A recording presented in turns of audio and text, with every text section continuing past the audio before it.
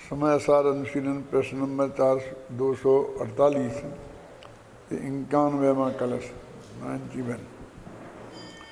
इंद्रजाल से इंद्रजालमिदम एव उच्छलत पुष्कलोच्च विकल्प बीच भी यस्य स्फुरणम एव तत्क्षणम कृतस्नमस्यति तदस्मि चिन्मः। इंद्रजाल से स्फुरें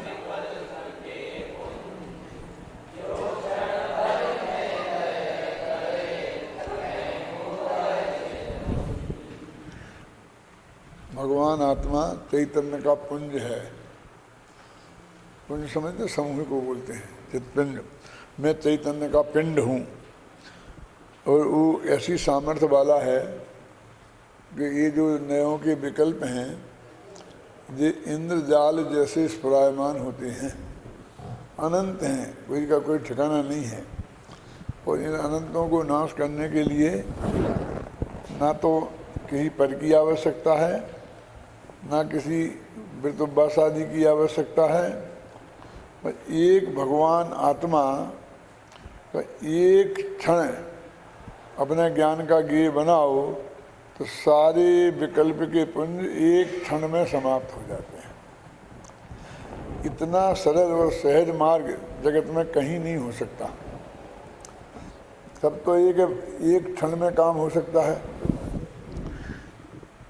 एक दोहा आता है कि अनादिकाल का ये संसार है, इसको नष्ट करने के लिए जितना काल का है ये उतना समय लगने वाला नहीं है ना।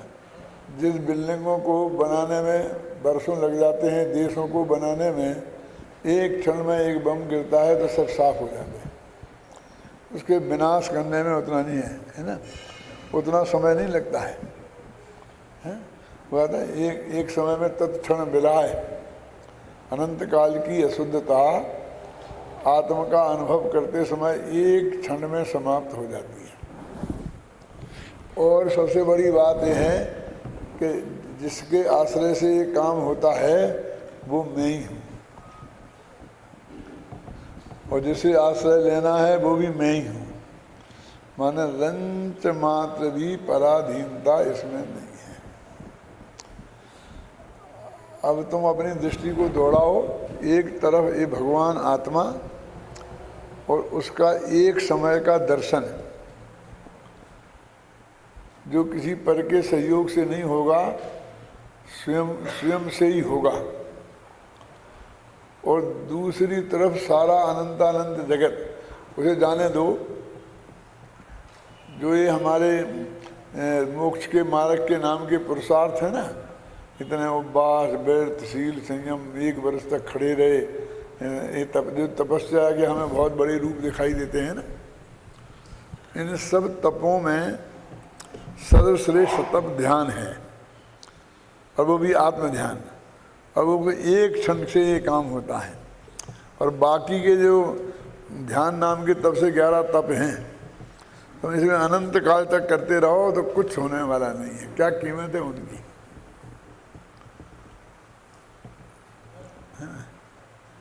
ध्यान की कितनी महिमा है। हमारे चित्त में भी ध्यान की इतनी महिमा है और उतने हम गीत गाते हैं, फिर भी ये जगत ऐसा है कि हम ध्यान के विरोधी हैं, ये आरोप लगाता है। समझे ना। आप कहोगे तो आज कहने लग गए, आरोप लगाने लग गए, लेकिन इसमें हमने जो लिखा है वो तो आज नहीं लिखा ना, वो तो 20-20, 25-25, 30-30 साल पहले लिखा हुआ है ना। विपुल महान चंचल विकल्प रूपी तरंगों के द्वारा उड़ते हुए समस्त इंद्रजाल को जिसका स्फुरण मात्र ही क्षण भर तत्क्षण बढ़ा देता है, वह चंद्रमात्र तेज पुंज मैं हूँ। ये बात मतलब आती ना। अब दिक्कत तो ये है कि जिसे तुम ध्यान मानकर एक नए क्रियाकांड में उलझ गए हो। जो ये पुराना क्रियाकांड था ये तो शास्त्र सम्मत था कम से कम। क्या शास्त्र सम्मत था कि जिन्होंने भगवान की पूजा, ये सब चीज़ें शास्त्र में लिखी कि नहीं लिखी। 5 अणुवेद, 5 महावेद, 5 समिति, गुप्ती, 28 मूल गुण, ये मतलब ये सब शास्त्र सम्मत था ना। क्या शास्त्र सम्मत सामायिक प्रतिमा, सामायिक व्रत है ना, और 2 घड़ी 3 घड़ी सामायिक करना, वो सब शास्त्र सम्मत बातें थी ना। तो उस शास्त्र सम्मत बातों को तो तुम उड़ा रहे हो, और अपने मन की कल्पना से, जिसका कहीं कोई आधार नहीं है शास्त्र में, और उससे तुम कुछ क्रिया करने लग गए हो, और मैं चौड़ा और बाजार सकड़ा हो गया है, और अपने को उस पार्टी का मान लिया है क्या है? और सबको उस पार्टी के विरोधी हो तुम, एक घोषणा कर दिया है। यानी इस जगत में कितनी विचित्र स्थिति है, इसकी आप कल्पना कर सकते हैं। हमारे ध्यान की लिखी किताब यूनिवर्सिटी के कोर्स में लगी। यूनिवर्सिटी मान ली कि ध्यान के लिए ऑथेंटिक किताब है, और वो सब कह रहे कि नहीं मुझे दें, वो ध्यान ही ना, हम ध्यान को मानते ही नहीं। ध्यान पे किताब लिखी, इतने व्याख्यान किए, और अभी जो जो और करेंगे उनको तो ध्यान पर जैसा ध्यान वे कहते हैं वैसा ध्यान करना है। मेरे एक बहुत नियरेस्ट हैं, तो वो विपස්සना में भी होके आए हैं, उनकी वो बौद्धों की चलती ना, गोयनका की, और ये अपने परीक्षा ध्यान में भी होके आए हैं, और प्रैक्टिस उसी की करते हैं, और अपन को भी समय समय पर उपदेश देते हैं कि वो अपन को भी यहाँ शुरू करना चाहिए, और आप चाहें तो वे भी उसमें सहयोग दे सकते हैं। मैं वो कराने का काम वो सिखा सकते हैं, आप समझे ना आपके में। और जब इस बात को अपन नहीं मानते हैं तो उसको कहते हैं कि आप एक ध्यान पे एक किताब लिखो। इतना आग्रह करते हैं, इतना आग्रह करते हैं कि खाना भी मुश्किल हो जाता है। मैं ये बहुत गहराई से जानता हूँ कि इन्हें क्या लिखाना है, क्योंकि इनके दिमाग में ये गहराई से बैठा हुआ है कि ध्यान तो असलियत में वो ही है जो ये मान रहे हैं, पर अपन ध्यान नहीं दे रहे हैं। यदि अपन किताब लिखेंगे तो वो सब बातें उसमें आ जाएंगी। ये सही घटना बता रहा हूँ मैं आपको, बिना नाम लिए। और जब किताब लिखी क्या, तो सबसे पहले विरोध का झंडा उन्होंने थाम लिया। क्यों? तुम ध्यान की किताब, ध्यान चाहते थे ना,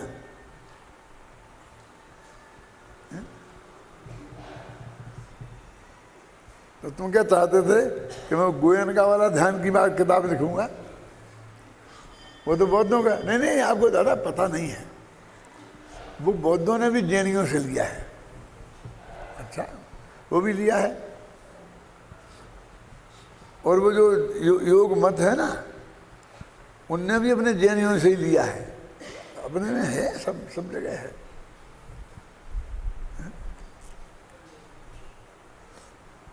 प्योर देह की क्रिया है, उसमें धर्म नाम का स्वभाव भी नहीं है, क्योंकि देह के पोषण की, देह को शुद्ध रखने की क्रिया, वो तो स्पष्ट अशुभ भाव है। क्या यहाँ शुभ भाव का भी ठिकाना नहीं है, क्या है ना।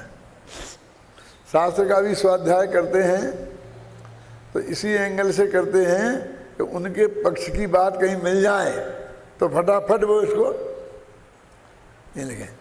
सदृढ़ संग्रह में भी लिखा है, फलानी जगह भी लिखा है, ये भी लिखा है, ये लिखा है कि ध्यान करना चाहिए, और ये ध्यान के बिना मोक्ष नहीं हो। तो ये कहाँ मतभेद है? ये कौन, ये प्रमाण क्यों ला रहे हो? ये कौन कह रहा है? क्यों? ये तो हम भी कह रहे हैं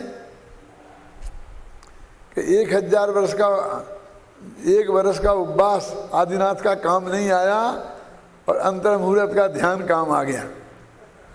ये हजारों बार अपन ने कहा कि नहीं कहा? बोलिए। तो ध्यान की महिमा नहीं है। ध्यान के महिमा वाचक इस छंद निकाल के ऐसा लगता है कि उनने ये हमारे गाल पे तमाचा जड़ दिया है, देखो ये लिखा है, देखो ये लिखा है, देखो ये लिखा है। ये तो तब हो गया हमें ध्यान की महिमा हम स्वीकार नहीं करते हो। हाँ? जैसे आजकल चल गया है ना, महिलाओं के साथ अन्याय नहीं होना चाहिए, महिलाओं के साथ अन्याय नहीं होना चाहिए, पुरुषों के साथ होना चाहिए। तो ये कौन कह रहा है कि महिलाओं के साथ अन्याय होना चाहिए? ये किससे कह रहे हो तुम? सवाल तो कोई पर्टिकुलर केस की बात है ना। अब उस केस को तो गहराई में जाकर देखना पड़ेगा कि वो महिला पुरुष के प्रति अन्याय कर रही हैं कि पुरुष भी महिलाओं के प्रति अन्याय कर रहे हैं। क्यों? एक कॉमन से जब पर्टिकुलर बात करने लगते हैं वो उदाहरण कॉमन के देते हैं, उदाहरण कॉमन के देते हैं।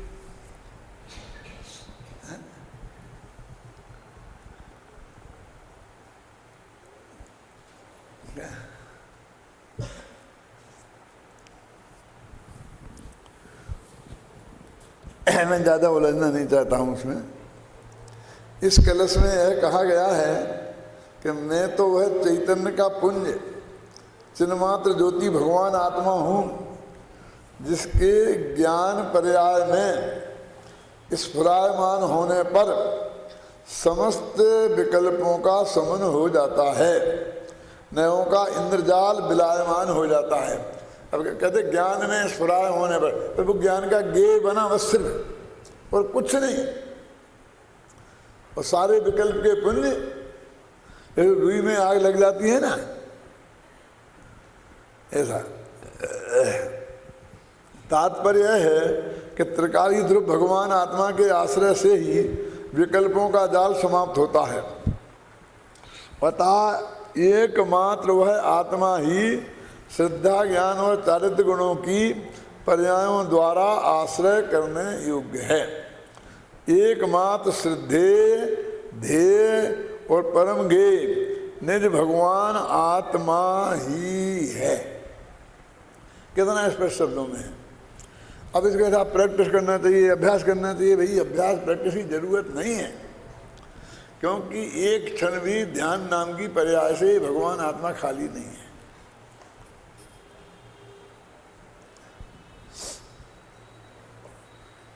क्षयोपम ज्ञान में तो ये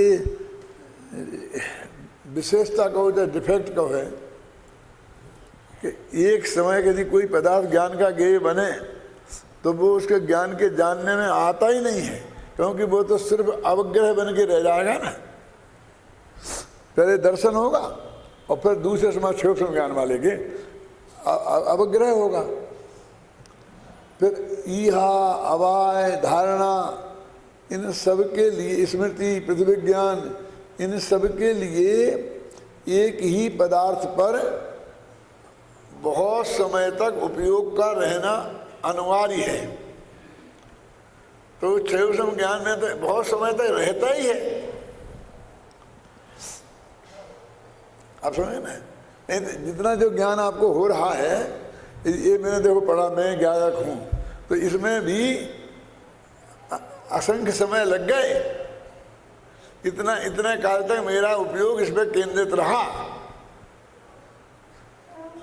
ये केंद्रित रखने की समस्या कहाँ है? ये पागलों का और ज्यादा केंद्रित हो जाता है। फिर एक ही ऐसे देखते रहते, अपन चिल्लाते रहो, आवाज देते रहो, क्या हुआ? कुछ नहीं। क्या देख रहे थे? कुछ नहीं। एक जगह उनका उपयोग केंद्रित तो होता ही है। कहाँ है ये समस्या? कहाँ है कि उपयोग केंद्रित करने की?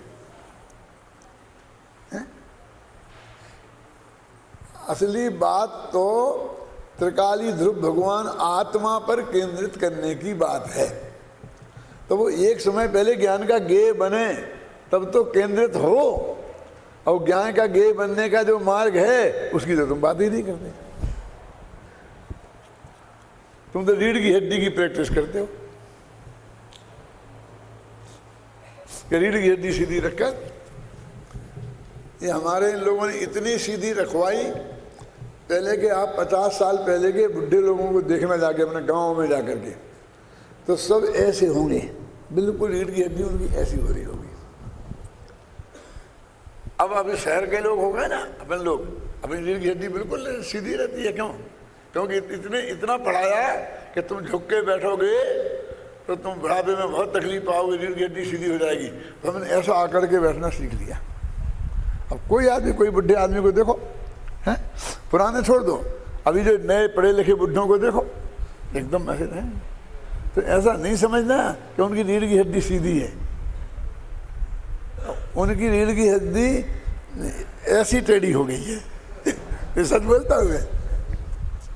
जो हमने ध्यान की क्लास लगाई थी ना सर शांति जी, आप थे उसमें, कभी बड़े ज़्यादा थे, तो वो ये कहते थे कि अब समस्या ये नहीं है कि ऐसी ना हो जाए, अब तो ये है कि ऐसी ना हो जाए, क्योंकि पेट में तौन निकलती है ना, तो उसके वजन से पिछला हिस्सा जो रीढ़ का होता है उसमें ऐसा मोड़ आ जाता है। अब ऐसा नहीं आता, वो दुबले पतलों को ऐसा आता है, और जो ये मोटे ताजे लोग हैं उनको ऐसा मोड़ आता है। सीधी का है, देखो यही सिखाते थे कि ये सीधी रहे, इसीलिए आपको फलाना आसन करना है, फलाना आसन करना है, ये पैर लगा कर ऐसे झुकाना है, ये झुकाना है, ये करना है, ये करना है। आप समझे ना, मतलब इतना उपदेश दे दिया उसका क्या कि वो सीधी तो रह ही नहीं पाई, पीछे को टेढ़ी हो गई। जिसकी प्रैक्टिस कह रहे हो उसकी प्रैक्टिस की कहाँ जरूरत है? पर तुम पर पे ही प्रैक्टिस करा रहे ना, तो पर पे तो है ही, तो वहां से हटाने की प्रैक्टिस कराना है। क्या देह पे से हटाने की प्रैक्टिस कराना है। देह के तो किसी ना किसी अंग पे तो उपयोग रहता ही है। क्यों? कमर में दर्द हो तो कमर पे रहता है, हाथ में दर्द हो तो हाथ पे रहता है, उपयोग तो वहीं रहता है ना। अब ऐसा करो, तुम्हें कहाँ रखना है? नाक पे, तो इधर एक चोट मारो नाक, हथौड़ा, फिर हटेगा ही नहीं ध्यान वहां से। समझ क्या कह रहा हूँ? जब यहाँ भयंकर दर्द होगा तो 24 घंटा यही रहेगा, अंदर कुछ तो केवल ज्ञान हो जाएगा।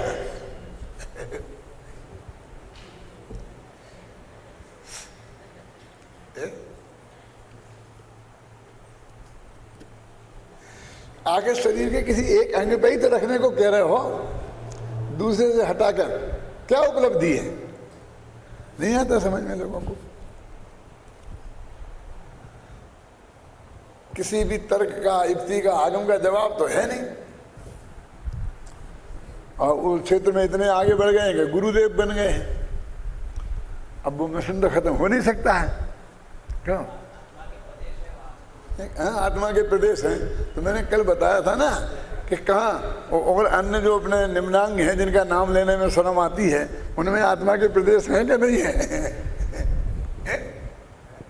तो आत्मा के प्रदेशों का ध्यान करना है ना, तो इससे क्या लेना देना है?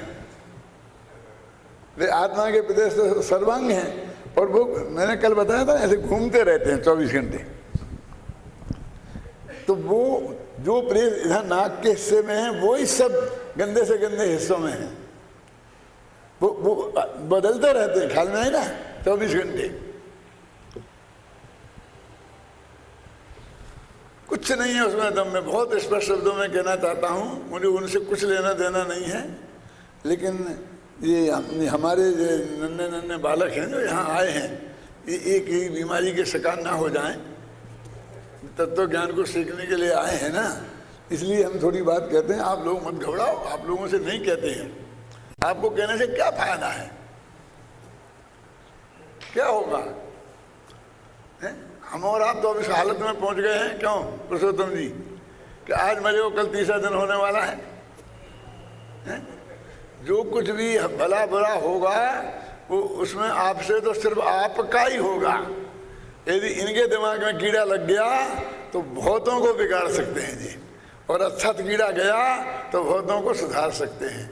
इसलिए हम आपके लिए कुछ कहते ही नहीं हैं, हम तो सब इनके लिए कहते हैं जो कुछ कहते हैं ना। आपको तो मुफ्त में मिल जाता है ना। चलो कहाँ पढ़ रहे थे ना। तात्पर्य यह है कि त्रिकाली ध्रुव भगवान आत्मा के आश्रय से ही विकल्पों का जाल समाप्त होता है। अतः एकमात्र वह आत्मा ही श्रद्धा ज्ञान और चारित्र गुणों की पर्यायों का आश्रय करने योग्य है। एकमात्र श्रद्धे ध्येय और परम गे माने परम शुद्ध निश्चय का गे निज भगवान आत्मा ही है। इस कलश का भावानुवाद नाटक समय सार में कवि बनारसी दास जी इस प्रकार किया है। बोलो, पढ़ो।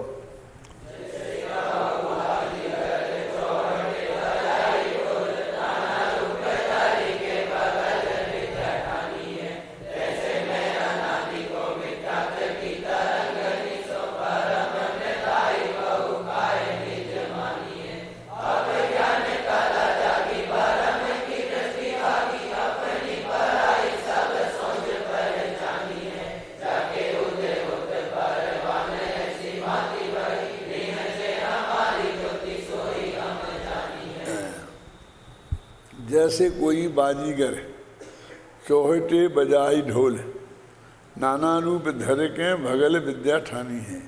ये क्या कहते हैं? बाजीगर माने जादूगर, है ना। चौहटे माने चौराहे पर, ढोल बजा कर, पहले के ज़माने में, अभी तो हॉलों में करने लग गए हैं वो, ढोल बजा बजा के भीड़ इकट्ठी करते थे। क्या ढोल नाना और अनेक भेष बना बना करके, जादूगर भेष बना के आता है और भगल विद्या ठानी में जादूगरी की विद्या को वो बताता है। ऐसे ही अनादि से मिथ्यात्व की तरंगनी सो भ्रम में थाई बहुकाय निज मानी है। इस शरीर को हमने अनादि से माना, देखो एक ही बीमारी है, ख्याल में है ना। वो जादूगर का उदाहरण क्यों दे रहे हैं? वो कहते वो इतना साफ कहता है कि जो मैंने अभी ऊपर से बीच में वो आदमी लड़की को लटा देता है, ऊपर से आरी चलाता है और लकड़ी के 2 टुकड़े हो जाते हैं लड़की के, और वही माता बहने रोने लगती हैं, हाय राम मेरे से देखा नहीं जाता है। और बाद में वो उसी लड़की को 1 मिनट में खड़ी करके दिखा देता है, देखो साबित है। मैंने दिखाया था वो सभी झूठ था, ये नज़रबंदी का खेल था। बोलता कि नहीं बोलता है, मैंने तुम्हारी नज़रबंदी की थी और हम फटाफट 100 रुपया दे देते हैं, 100 रुपये का टिकट खरीद के जाते हैं। गजब हो गया। 2 टुकड़े कर दिए लड़की मरी नहीं। अब वो कह रहा कुछ नहीं हुई, लड़की को कुछ खरोंच भी नहीं आई है, ये सब आपको धोखा दे रहा हूँ मैं, ये भगल विद्या है। भगल विद्या ठानी है माने, समझ गए आप? ये ऐसे ही खेल है। मिथ्यात्व के उदय में अनादि से जीव ने भगल विद्या ठानी है, यानी ये मेरा शरीर, मेरा स्त्री मेरी, बाल बच्चे मेरे, ऐसा सबको खूब दिखा दिया इसने, और आज तक कोई किसी का हुआ ही नहीं। समझे ना, जैसे लड़की वो मरी नहीं ना, ऐसे ही जिन जिन को मिथ्यात्व के जोर में हमने अपना अपना मान लिया, उनमें आज तक एक भी अपना हुआ नहीं है ना।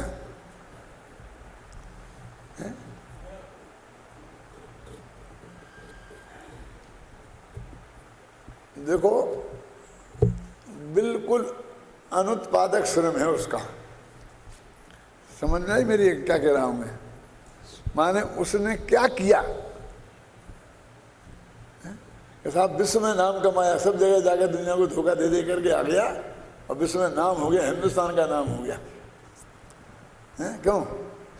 उससे कुछ 2 गेहूं के दाना पैदा हुए। माने उत्पादक श्रम नहीं है, जो कुछ भी किया है उसने, उसमें उत्पादन तो कुछ किया ही नहीं, और जो सामग्री हमारे गांव की थी उनको कुछ बर्बाद अवश्य किया, वो लकड़ी, वो कपड़े, जो भी अब समझ में उसने काम में लिए ना, क्यों? और हजारों लोगों का समय। वैज्ञानिक लोग कहते हैं कि 2-3 तरह का श्रम होता है। जैसे कि किसान का श्रम है वो उत्पादक श्रम है, वो 1 दाने के 100 दाने पैदा करता है। लेकिन उद्योगपति का श्रम है वो नया दाना तो पैदा ही नहीं करता है, कुछ दानों को बर्बाद जरूर करता है और उनको बदल देता है, लेकिन उसमें नया, उससे देश की भूख मिटने वाली नहीं है। क्यों? यदि वो बिस्कुट बना के नहीं बेचता तो उसी गेहूं के लोग अपने घर में रोटी बना के खा लेते, भूखों नहीं मरते कोई उसकी वजह से। तो वो अनुत्पादक श्रम है व्यापारी का भी। लेकिन वो कहते उपयोगिता है, आखिर वहां पहुंचाना तो है, खाने लायक तो उसे बनाना है और ग्राहक तक पहुंचाना है, तो इन्हें किसी तरीके से अर्थशास्त्र उपयोगिता मान लेता है। लेकिन ये ऐसे काम जादूगर जैसे, ये एकदम अनुत्पादक श्रम है। मैं नाम नहीं बताऊंगा, यहाँ के बहुत बड़े जवेदी का मेरे पास एक पत्र आया था 6 पेज का। वो अपने को बहुत बड़ा मानते थे, जरा उस वक्त तो पैसा वैसा निकाला था तो जरा यश भी बहुत हो रहा था, तो सब लोग तो उनके चक्कर काटते थे। मैं उनके पास कभी गया नहीं जिंदगी में, तो मेरे पास 6 पेज का पत्र आया कि आप बेकार के अनुत्पादक श्रम में लग रहे हैं।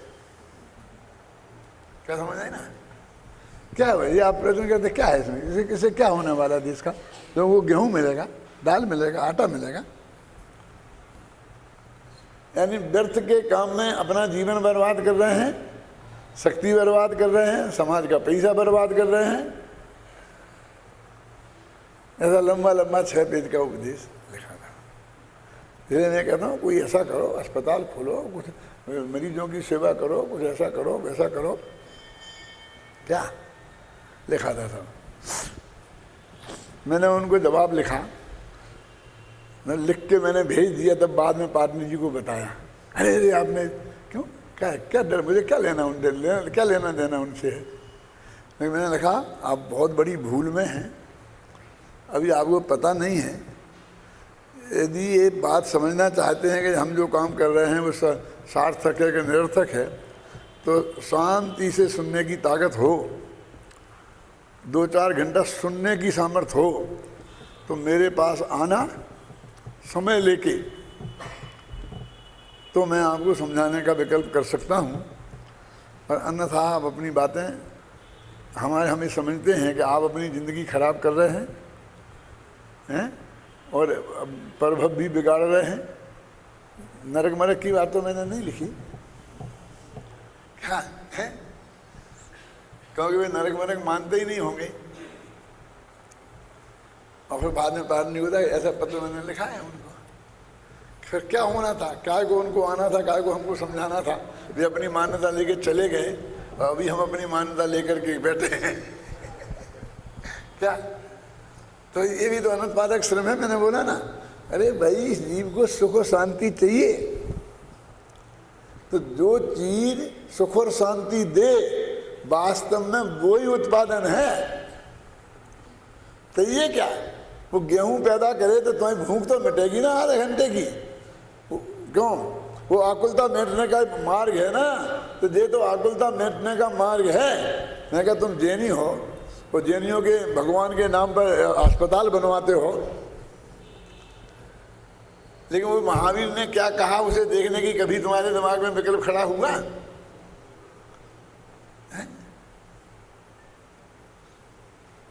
अरे वो 30 वर्ष तक केवल ज्ञान होने के बाद इसी प्रकार का अनुत्पादक श्रम करते रहे।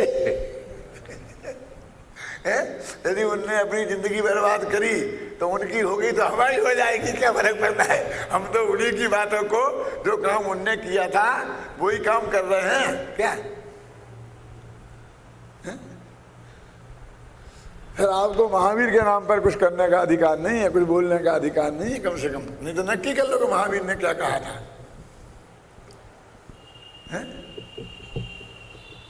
बोलो अतिथि समझ आई बात करें है?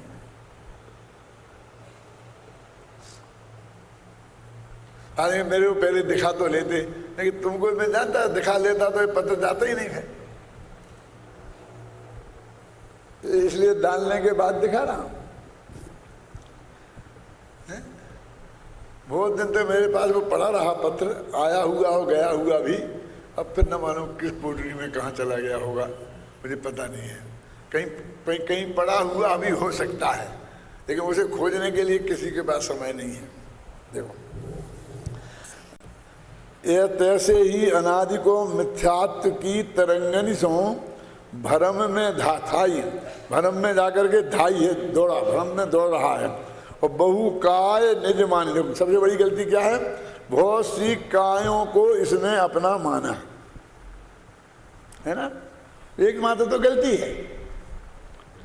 अब ज्ञान कला जागी और भ्रम दृष्टि भागी, तो अपनी पराई सोच पहचानी कि हमारे ऊपर में कोई सोच है ही नहीं। सोच माने साजे का काम, ये क्या बोले, पार्टनरशिप। समझ माने पार्टनरशिप।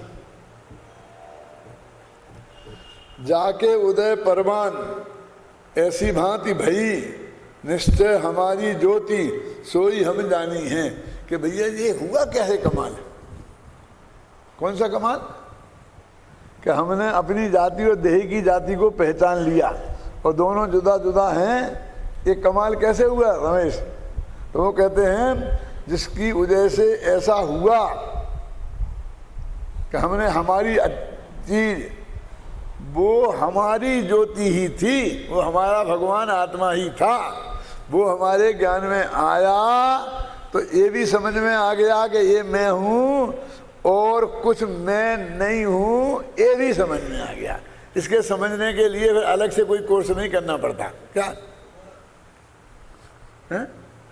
अभी हर घर को अपना घर मान के घुस रहे थे और हमें पता चला कि हमारा घर ये है तो बाकी के घर हमारे नहीं हैं, ये समझने की जरूरत है। बस वो तो अपने घर में चला गया, है ना। जिस प्रकार कोई बाजीगर, इंद्रजालिया, जादूगर चौराहे पर ढोल बजाकर, उसे इंद्रजालिया भी कहते हैं जादूगर को। भगवान महावीर के बारे में जो 6 उस वक्त अपने को तीर्थंकर मानने वाले लोग थे महावीर के ज़माने में, 6 लोग थे। मक्खली, गोसाल, ऐसे किस नाम है, बुद्ध का नाम भी है उसमें एक, और ऐसे 6 थे। तो बाहर खड़े खड़े यही कहते थे, क्या गुजारे हो, तो इंद्रजालिया है, जादू के चक्कर में तुम्हें फंसा लेता है, क्योंकि ऐसी दिव्यधुनी खिड़ती है, सबकी समझ में आ जाती है, ये ओम में खिड़ती है। अब ऐसे अतिशय थे ना जी, तो ये अतिशयों में उलझा लेता है तुमको। और मारीच भी यही कहता था बाहर बैठा बैठा आदिनाथ के, क्या को जाते हो उसके पास, वो तो इंद्रजालिया है। इंद्रजालिया मैंने जादूगर, बाजीगर, 16वीं शताब्दी का बाजीगर, आज का जादूगर और उस जमाने का इंद्रजालिया। ढोल बजाकर भीड़ इकट्ठी करके अनेक रूप धारण करके भगल विद्या का प्रयोग करता है, जादूगरी दिखाता है, ठग विद्या से लोगों को भ्रम में डाल देता है। उसी प्रकार मैं भी अनादि काल से मिथ्यात्व की तरंगों से भ्रम में भटक कर आंदोलित होकर अनेक शरीरों को धारण करता हुआ उन्हें ही अपना मानता रहा। जिस शरीर में पहुंचा उसे ही अपना मानकर आज तक भटकता रहा हूँ, किंतु अब मेरे चित्त में ज्ञान कला जाग गई है, भ्रम की दृष्टि भाग गई है, अपने और पराये की सच्ची पहचान हुई है। ऐसी दृष्टि होने से, ज्ञान कला जागृत होने से मैंने यह प्रमाणित कर लिया है कि जो मेरी चैतन्य ज्योति है, निश्चय से मैं तो वही हूँ, मैं तो निज चैतन्य ज्योति स्वरूप ही हूँ। अब इसमें जो पुरानी पद्धति है ना अर्थ करने की, कि एक एक शब्द का अर्थ लिखा है, बाजीगर माने जे, फलाना, चौहटे माने तो वो लिख तो सकते हैं, लेकिन जो ऐसा पढ़ने से पूरा भाव ख्याल में आ जाता है, हैं?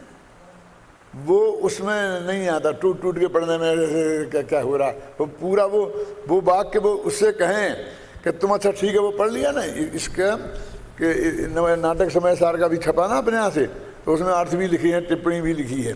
अब उसे पढ़ के ऐसा अर्थ लिख के बताना। एक दफे का ट्रेनिंग ये भी दो, प्रतियोगिता भी रखो इसकी। क्या कि हम आपको एक छंद देंगे, यहाँ पर पेपर में लिखा होगा, अब उसका अर्थ बिल्कुल खड़ी बोली में सीधा, आद्योपांत, अधिकतम में कुछ छूटे नहीं, और सीधा सबके ख्याल में आ जाए, ना समझ से ना समझ के में ऐसा अर्थ लिख के बताओ।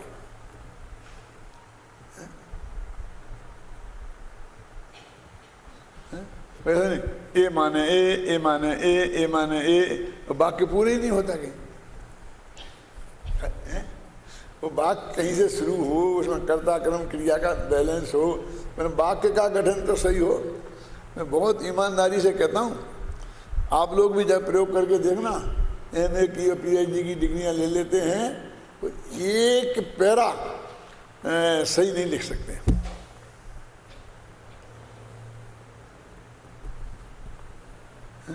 क्या समझे ना, बड़े बड़े माने सामान्य जनों से लेकर के PhD धारी तक के लिए बता कह रहा हूं मैं आपको। एक पैरे का गठन सही नहीं होता।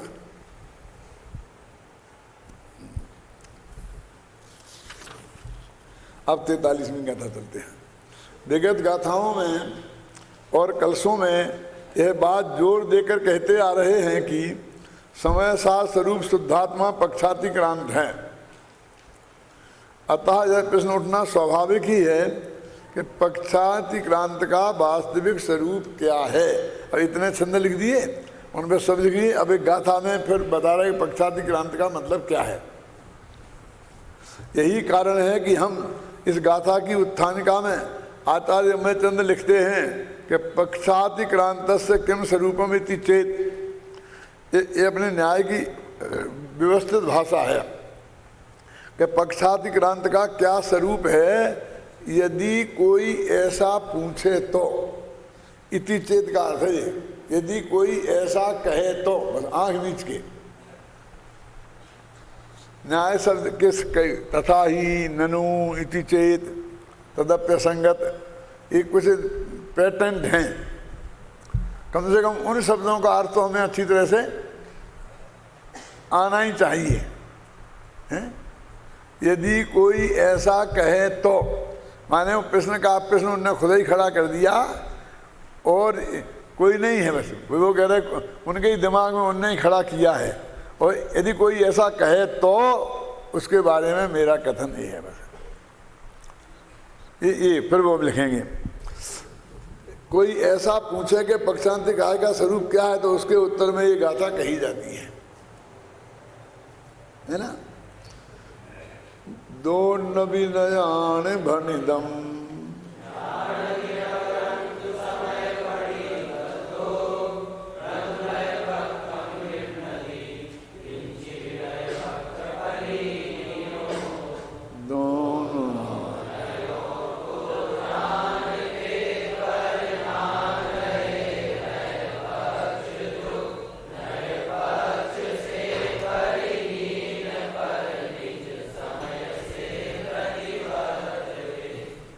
जो शांति जी आज पढ़ा रहे थे ना, तो बता रहे थे आपको कि भाई इसमें शादवाद नहीं लगेगा, है ना।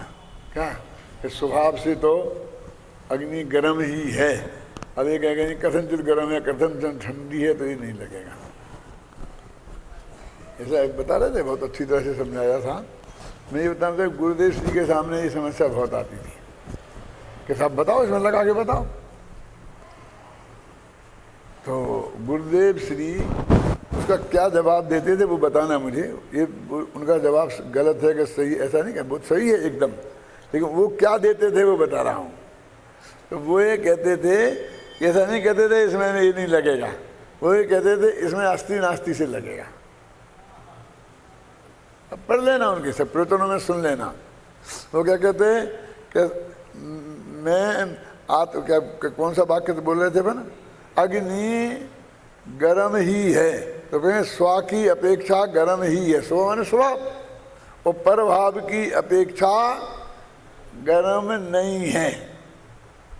ये लग गया वो कहते हुए, नास्ती लग गई ना कि गर्म है कि गर्म नहीं है, तो है भी लग गई और ना भी लग गई कि नहीं है। ये क्या नहीं है कि पर की अपेक्षा गर्म नहीं है, माने पर गर्म नहीं है, खत्म।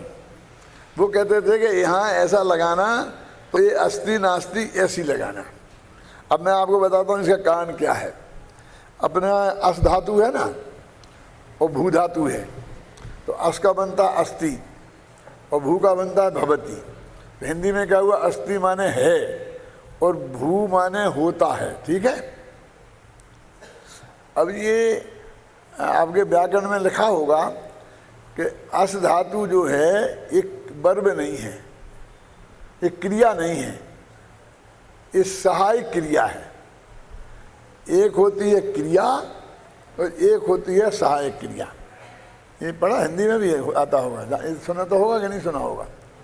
तो भवति होता है एक क्रिया है, करता है एक क्रिया है, खाता है एक क्रिया है, और है ये सहायक क्रिया है, माने ये दूसरे की सहायता करती है। क्या है कि जीव है, जीव करता है, आप समझे, वो हर एक में है लगा है। तो वास्तव में जो भू में भी है लगा है, भवती, तो क्री धातु में भी है लगा है, और अकेला भी है होता है। आप समझे ना, ये उंगलियां 5 होती हैं कि 5 हैं? क्यों, ये 5 हैं कि 5 होती हैं? समझ गए ना? तो ये 5 कहते, इसमें सहायक क्रिया से काम चलता है, इसमें वो मूल क्रिया लगाने की जरूरत नहीं है, क्योंकि ये सिर्फ अस्तित्व को बताती हैं, क्या होता है नहीं बताती हैं। ख्याल में है ना? तो कहते हर क्रिया में सहायक क्रिया तो लगी हुई होती ही है, इसलिए आपको ये समस्या कभी आए नहीं।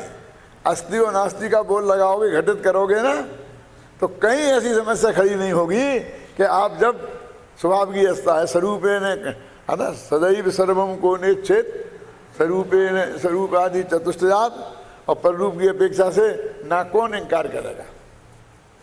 तो ऐसा घटित करते थे वो।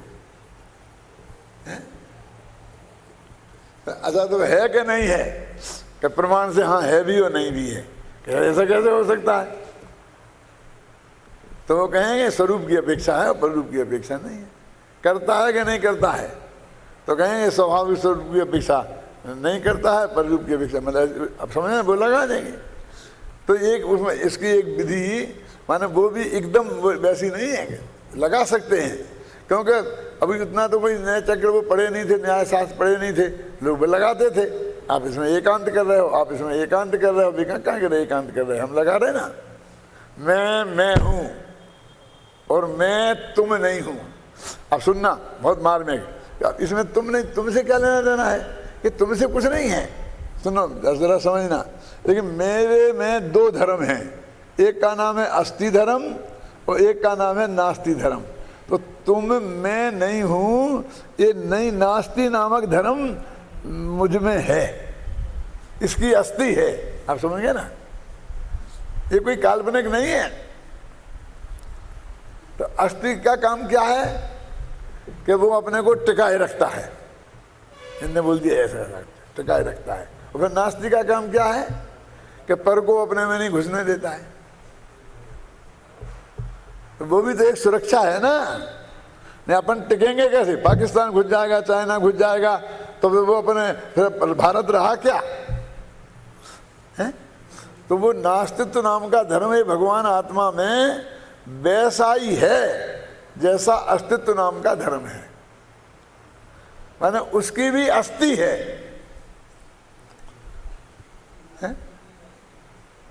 तो समर भद्र ने लिखा है भवत्यभावोपि वस्तु धर्मा, है ना? ये कार का पढ़ाई आती है तुम्हारे में, आती कि नहीं आती? भवत्यभावोपि वस्तु धर्मा, अभाव भी वस्तु का धर्म है, ये लिखा। फिर कि कैसे? कि भावांतराभाव, भावांतर के अभाव रूप, ऐसा है। मेरे ख्याल से आत्ममीमांसा की, आत्ममीमांसा में ही होना चाहिए, हैं? हैं? उसके बाद आई होगी ना, आती है ना, उसमें आया है ना, भवत्यभावोपि वस्तु धर्मा। लेकिन भावांतर स्वभाव अभाव होता है जैन धर्म में, तुच्छा भाव नहीं होता है। अन्य मतों में तुच्छा भाव मानते, तुच्छा भाव माने वास्तव में कुछ नहीं है। और यहाँ तो हम कहते क्या नहीं है कि तुम मैं नहीं हूँ, ऐसा नहीं है। क्या हम तुम नहीं हो, तुम हम नहीं हो, तुम हो, तुम हम हैं, ऐसा हमारे यहाँ भावांतर स्वभाव रूप अभाव होता है। न्याय शास्त्र की बात है। देखो गाथा में तो यह स्पष्ट है ही कि नए पक्ष से रहित ज्ञानी जीव दोनों नए कथनों को जानते तो हैं, परंतु मात्र जानते ही हैं, नए पक्ष को रंच मात्र भी ग्रहण नहीं करते। देखो दोनों भी नयान भनिदम जानदी, अब के नहीं जानते, नहीं जानते, व्यवहार नहीं को जानो ही मत, जानो ही मत, क्या जानते हैं लिखा ना, ज्ञानी ज्ञानी जानते तो हैं, पर एक भी नए के पक्ष में नहीं जाते। अब ये तो निश्चय के पक्ष में भी नहीं जाते, व्यवहार नए के पक्ष भी जाए, दोनों पक्षों को जान लेते हैं, है ना। साथ ही वे समय से प्रतिबद्ध हैं। विशेषण का प्रयोग होने से यह भी संकेत मिलता है कि यह बात आत्मानुभवी ज्ञानी जीवों की ही है, क्योंकि आत्मा से प्रतिबद्ध तो भाई, प्रतिबद्ध माने अपन कहते हमारी प्रतिबद्धता तो भाई इससे है, हम तो भगवान महावीर के प्रति जिम्मेवार हैं, इसे बोलते प्रतिबद्धता माने जिम्मेवारी है।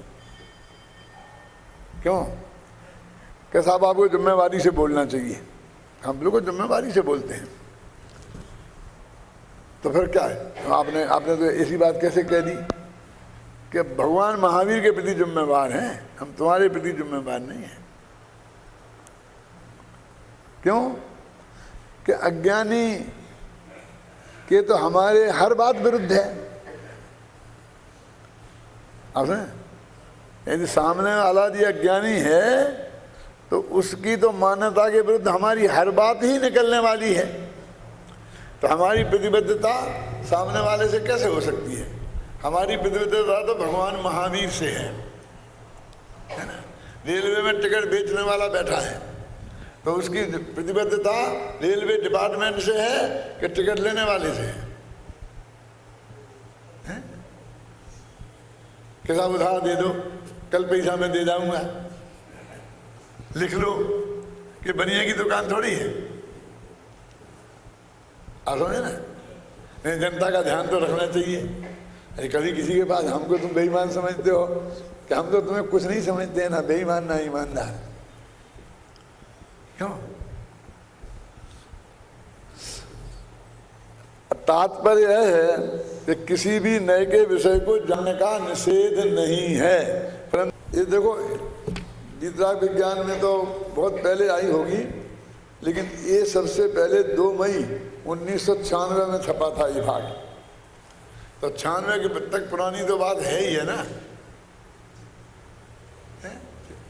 25 साल तो हो ही गए ना है?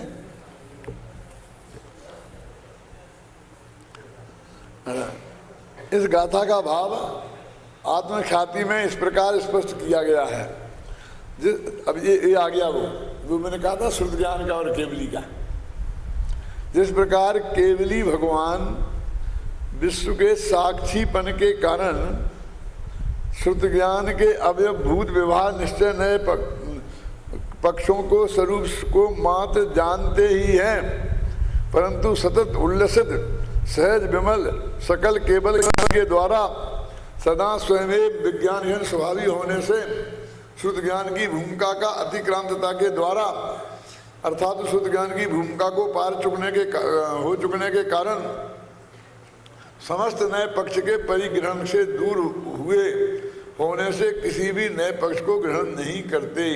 उसी प्रकार शुद्ध ज्ञानी भी क्या कह रहे, अब शुद्ध ज्ञान में नए होते हैं और केवल ज्ञान में नए नहीं होते। तो जैसे केवल ज्ञान नए पक्षातीत है, केवल ज्ञानी नए पक्षातीत हैं, कहते शुद्ध ज्ञानी 24 घंटा नयों का प्रयोग करते हुए भी वो केवली भगवान के समान ही नए से पक्षातीत है।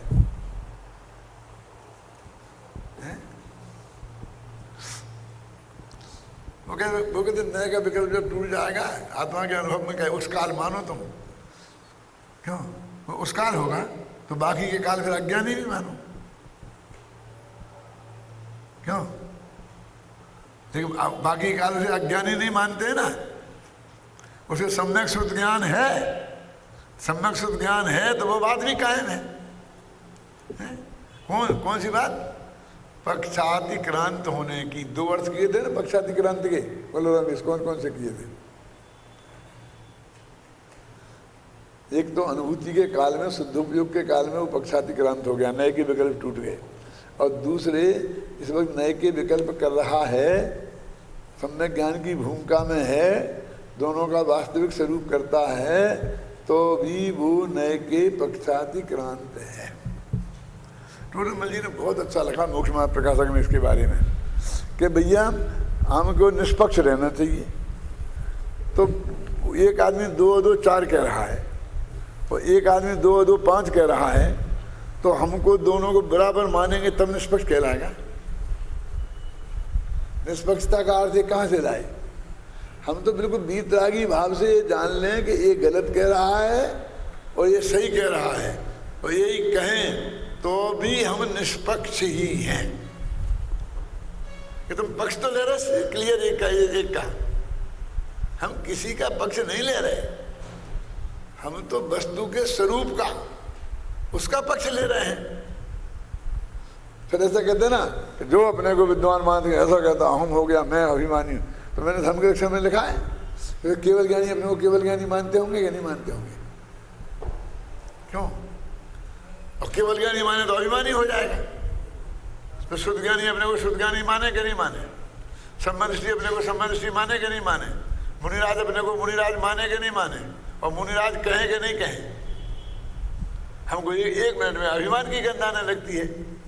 ये लिख दिया पद्मधारी देव ने कि मेरे मुख से परमागम का मकरंद झरता है।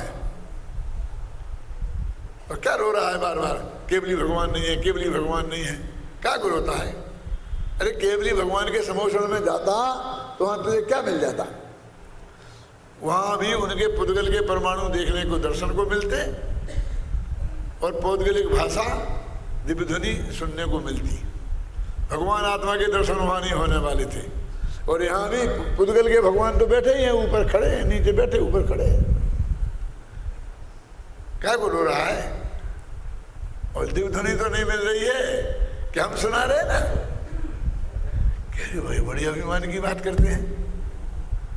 अरे भाई हम जब उनके प्रति प्रतिबद्ध हैं और एक अक्षर भी जिनवाणी के विरुद्ध नहीं बोलना चाहते हैं और नहीं बोलते हैं, तो एक कहने में अभिमान कहां से आ गया? आपने किसी कंपनी का वो लिया है, क्या बोलते ना, बेचने के लिए लेते हैं, सब शब्द ही नहीं आते मेरे को हिंदी दुनियादारी के। लीडरशिप क्या बोलते हैं? एजेंसी ले ली आपने, तो आप नहीं कहते हैं कि उसी कंपनी का गारंटी से वही माल है बिल्कुल पक्का, तो आप इसमें अभिमानी होते हैं। वही हम वही कहें भाई साहब, हमने थोड़ी बनाई, हमारे घर में फैक्ट्री लग रही है, वहां से सीलबंद आया है, तो हम नहीं कहें क्या? तो हमारे मन में हर बात में पक्षपात, हर बात में पक्षपात, ऐसा फीलिंग होने लग गई। हम ही गिल्टी कॉन्शियस में आ जाते हैं। यदि मैं ऐसा कहूँगा तो मेरे पे पक्षपात का आरोप लगेगा। क्या?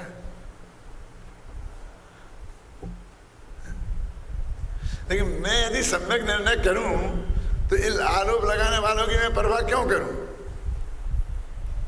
बहुत से लोग कहते हैं, हमसे भी कहते हैं, दुनिया में हमसे कम कहते हैं, लोगों से ज़्यादा कहते हैं कि आपने हमारे को ज़्यादा नंबर इसलिए नहीं दिए क्योंकि आप हमें देते तो लोगों आप पे पक्षपात का आरोप लगता।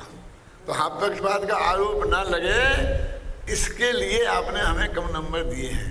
मैंने कहा उनने तो नहीं लगाया, लेकिन तू तो लगा ही रहा है ना।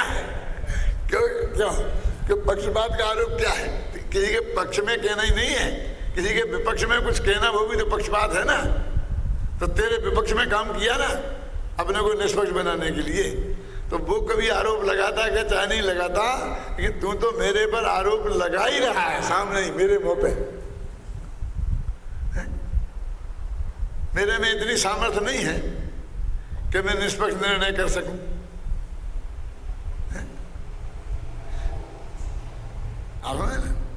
फिर क्या है?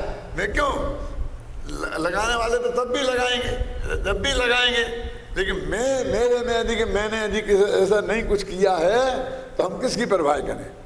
वो अब लिख रहे, वो कह रहे भगवान की वाणी में जो आया है हम पूरी सावधानी है, टूर्नामेंट जी ने कहा मैं पूरी सावधानी रखूंगा, एक शब्द भी गड़बड़ नहीं हो इसकी, फिर भी हो जाए तो तुम फिर ध्यान रख लेना। लेकिन मैं बिल्कुल वही बात कहूँगा तो ऐसे बात अपना कॉन्फिडेंस बोले तो इसमें कहाँ दिक्कत है? अभिमान नहीं हो जाएगा वो? ये अभिमान नहीं है कि स्वाभिमान भी नहीं है, परम सत्य का उद्घाटन है भाई साहब। क्यों कोई समय दृष्टि हो और हम उससे पूछें क्यों भाई साहब आप समय दृष्टि हैं कि नहीं, तो क्या कह देवे? नहीं नहीं भैया हमको समझना कि हम तो मित्र, ऐसा कह देवे तो विनयवान कहलाएगा। क्यों? तो क्या कहे? ऐसा कह देवे कि हाँ हम ज्ञानी हैं, तो चीत खाएंगे चारों तरफ वाले। क्या करे? सबसे ज़्यादा तकलीफ तो ज्ञानियों को है, न सत्य बोल सकते हैं न झूठ बोल सकते हैं। लेकिन मैं कहता हूँ भाई साहब नहीं बोलने का भी तो एक रास्ता है ना, क्या को परेशान हो रहा है? क्यों? एक रास्ता और है ना, वो नहीं बोलने का। हम हर प्रश्न का जवाब देने के लिए बाध्य हैं। हम देश के प्रधानमंत्री थोड़ी हैं कि लोकसभा में प्रश्न पूछा जाएगा तो जवाब हमें देना जरूरी है। तुम हमसे कोई बात पूछते हो तो हमारी मर्जी, जवाब दें नहीं दें, हम कोई बने थोड़ी है तुम्हारे, हमें क्या लेना देना है तुमसे? जाओ अपने घर। ये क्या दें साहब, हम क्या करें साहब? लोग तो ऐसा पूछते, पूछन दो ना लोगों को, क्या करना है तुमको? तुम अपनी बात बोलो ना। लोग ये कहते हैं कि तुमको ऐसा नहीं करना चाहिए था, ऐसा नहीं करना, सुन लो क्या करना है? क्या जवाब देने की जरूरत है? लोग तो ये भी कहेंगे तुम्हें मनुष्यगति में नहीं होना चाहिए था। क्या करोगे? क्या जवाब दोगे? हर प्रश्न का जवाब देने की तुम्हारी गारंटी है? तो क्या करना चाहिए? वो अकबीरबल ने जो अकबर को बताया था ना, वैसा करना चाहिए कि मूर्ख के सामने चुप रहना चाहिए। यानी ऐसे प्रश्न मूर्ख लोग ही करते हैं, समझदार लोग नहीं करते।